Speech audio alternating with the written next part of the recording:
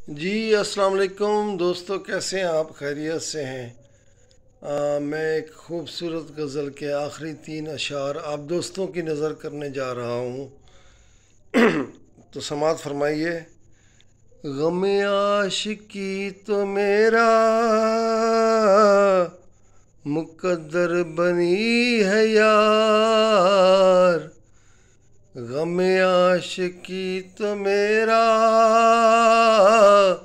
मुकद्दर बनी है यार, मजबूरियां मैं अपनी तुमको बता गया हूँ, मजबूरियां मैं अपनी तुमको बता गया हूँ। साहिल पे तेरे साजन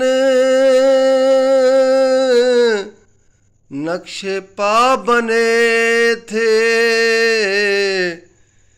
साहिल पे तेरे साजन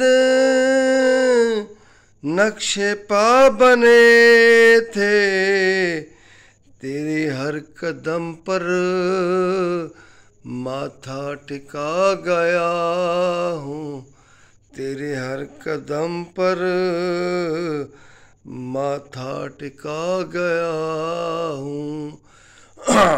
और दोस्तों, भाइयों, एक खूबसूरत मक्ता आप दोस्तों की नज़र करने जा रहा हूँ, इंतहाई खूबसूरत।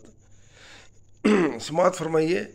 मिट जाए ना, तवज्जो, मिट जाए न शायद रेज़े वजूद के, मिट जाए न शायद रेज़े वजूद के,